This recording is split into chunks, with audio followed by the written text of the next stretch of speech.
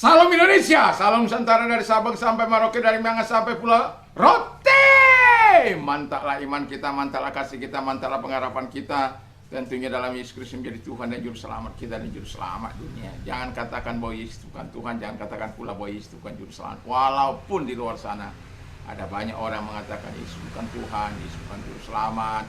Tapi kalau engkau percaya engkau akan diselamatkan, engkau tidak percaya engkau akan dihukum. Karena Yesus sudah berkata, akulah jalan dan kebenaran, tidak seorang sampai kepada Allah kalau tidak melalui aku. Rasul Petrus dalam Kisah Rasul 4 ayat 12 sudah mengatakan bahwa keselamatan tidak ada dalam siapapun selain di dalam Dia. Karena di bawah kolong langit ini tidak ada nama lain yang diberikan kepada manusia yang olehnya kita diselamatkan. Hanya dalam nama Yesus. Itu sebabnya saya mau katakan kepada kita, janji firman Allah ya dan amin. Bagi engkau yang percaya, engkau akan dapat hidup yang kekal. Puji nama Tuhan. Semoga engkau memilih keselamatan dari Tuhan. Dan saya mau katakan kepada kita selamat malam. Semoga kekuatan Tuhan, kekuatan firman, kekuatan Roh Kudus, kekuatan doa senantiasa menyertai kehidupan kita. Sebelum kita istirahat, mari kita ringankan hati kita, pikiran kita untuk menerima firman Allah. Dan ingat sebelum tidur, berdoa dan baca firman Allah supaya tenang jiwamu. Terima kasih Tuhan Yesus memberkati. Sebelumnya kita berdoa. Terima kasih Bapa di surga, Tuhan memberkati kami dengan firman-Mu. Dalam nama Yesus, haleluya. Amin. Saya akan membaca Markus 5 ayat 26 sampai 34. Demikian bunyi firman Allah. Ia telah berulang-ulang diobati oleh berbagai tabib sehingga telah dihabiskan semua yang ada padanya. Namun sama sekali tidak ada faedahnya, malah sebaliknya keadaan semakin memburuk. Dia sudah mendengar berita-berita tentang Yesus, maka di tengah-tengah orang banyak itu yang mendekati Yesus dari belakang dan menjamah jubahnya. Sebab katanya, asal ku jamah saja jubahnya, aku akan sembuh. Seketika juga berhentilah pendarahan dan ia merasa bahwa badannya sudah sembuh dari penyakitnya. Pada ketika itu juga Yesus mengetahui bahwa ada tenaga yang keluar dari dirinya, lalu berpaling di tengah-tengah orang banyak dan bertanya, siapakah yang menjamah jubahku? Murid-murid menjawab, engkau melihat bagaimana orang ini mendesak-desakan dekatmu, dan engkau bertanya, siapa yang menjamah aku? Lalu ia memandang sekelilingnya untuk melihat siapa yang telah melakukan hal itu. Perempuan itu menjadi takut dan gemetar ketika mengetahui apa yang telah terjadi aslinya. Tampil dan tersungkur di depan Yesus dan dengan tulus memberitahukan segala sesuatu. Maka katanya kepada perempuan itu, hai anakku, imanmu telah menyelamatkan engkau, pergilah dengan selamat dan sembuhlah dari penyakitmu. Wah, ini sesuatu yang sangat luar biasa. Tema kita adalah di mana jeritan hati yang didengar oleh Tuhan. Ya, jeritan hati yang didengar oleh Tuhan. Keinginan seorang perempuan yang ingin sembuh dari sakit penyakitnya yang ia derita selama 12 tahun pendarahan. Itu sudah menghabiskan banyak uang. Dan katanya sampai dia menjadi kismin atau miskin. Jadi saking miskinnya dia tidak lagi dapat berbuat apa-apa karena penyakitnya. Dan bukan malah sembuh, ya, malah menjadi sakit penyakitnya.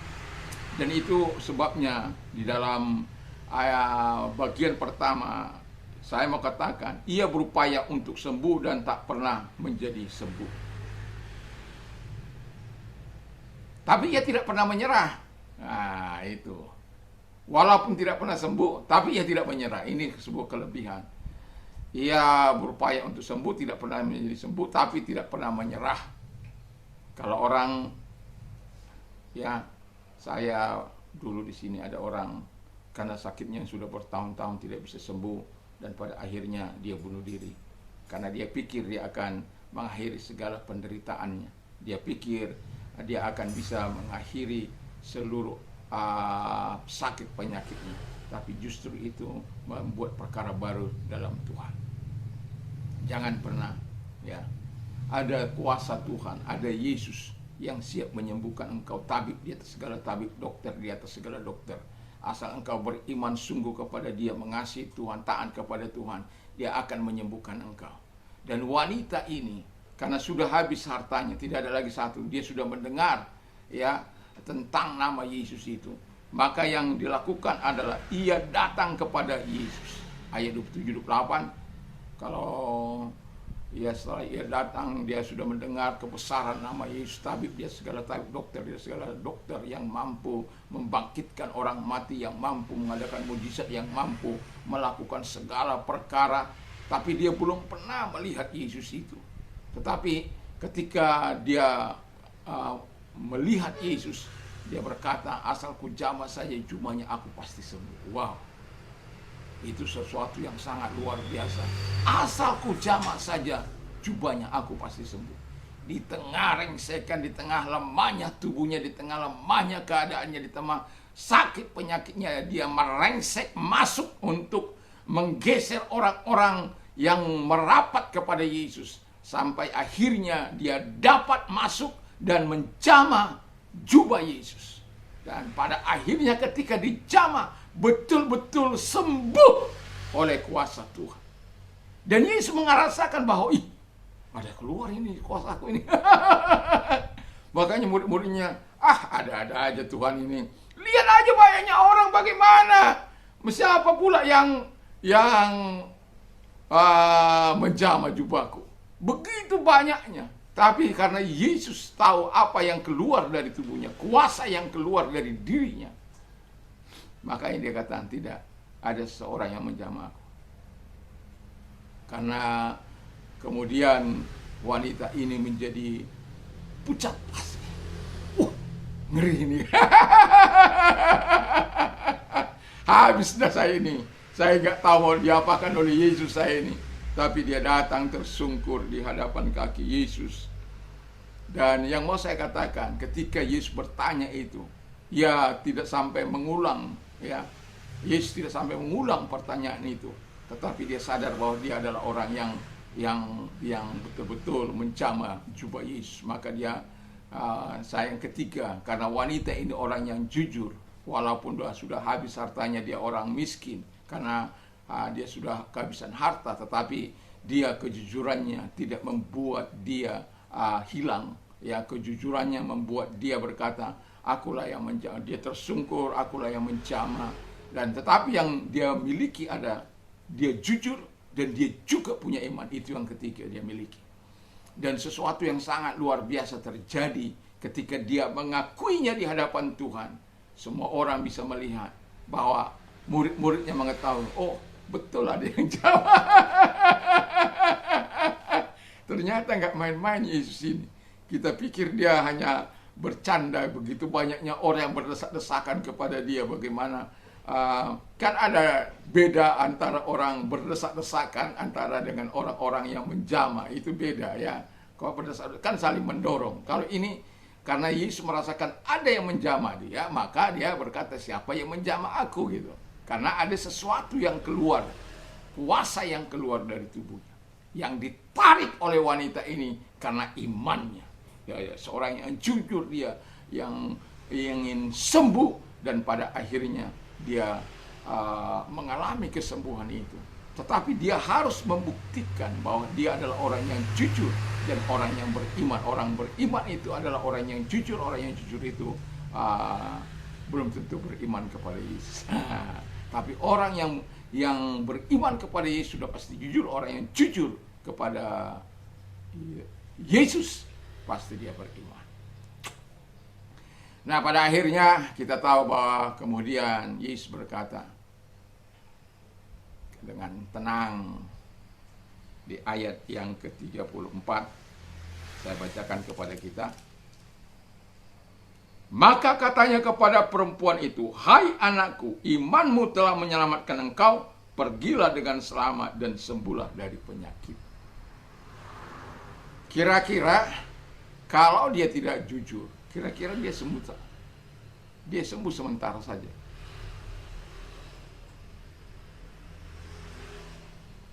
Tapi karena dia jujur, Yesus menimpali perkataannya. Kuasa yang keluar itu dimateraikan dengan perkataan, dengan firman-Nya yang keluar dari mulut. Dan pada akhirnya dia berkata kepada wanita ini bahwa Jangan sedih. Jadi jeritan hati yang dimiliki wanita ini, yang diserukan kepada Tuhan, pada akhirnya berbuah manis, berbuah indah, berbuah kesembuhan. Sesuatu yang sangat luar biasa. Saya yakin dan percaya bahwa wanita ini akan sesungguhkan akan menangis karena peristiwa hari itu.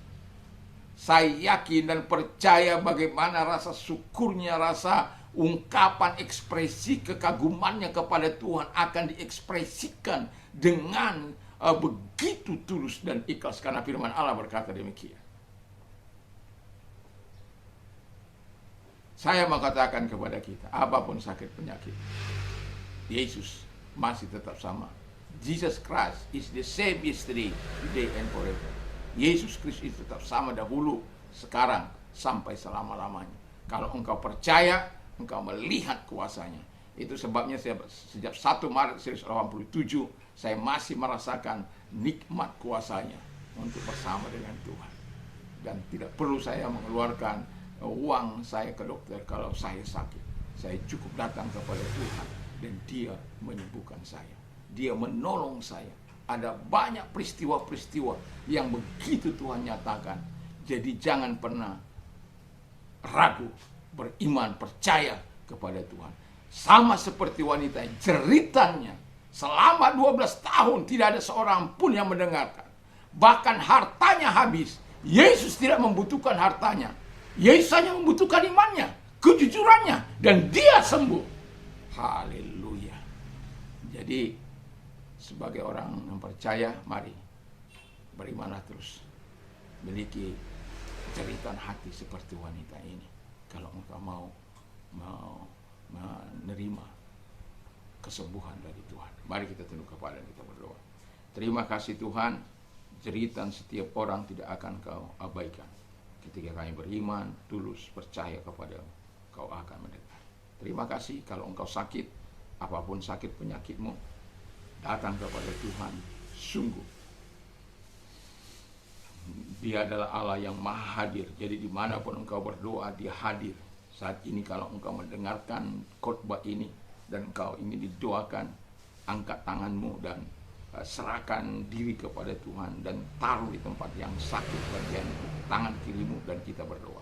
Terima kasih Bapa di surga, kami hanya melakukan bagian kami, usir setan-setan dan lenyapkan sakit penyakit.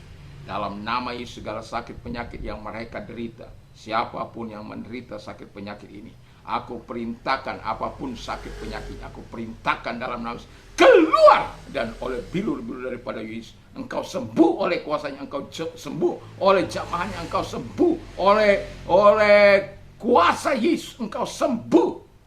Terima kasih Tuhan buat kesembuhanmu bagi mereka, biarlah nama-Mu dimuliakan.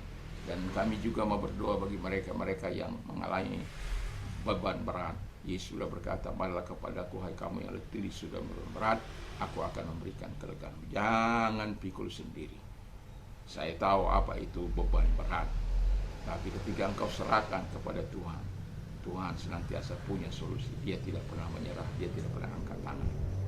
Kalau engkau orangnya, angkat kedua pada tanganmu di hadapan Allah. Mari kita berdoa. Terima kasih Bapa di surga, Tuhan tolong kami semuanya di dalam nama Yesus Kristus. Dan mereka-mereka yang mengangkat kedua belah tangannya, menyerahkan diri kepadamu Tuhan. Genggam tangan mereka supaya mereka jangan terpleset. Sehingga mereka berkata, oh setidak-tidaknya mereka berkata, aku segala perkara dapat ku tanggung dalam Dia yang memberikan kekuatan kepada aku. Dan kemudian akan berubah.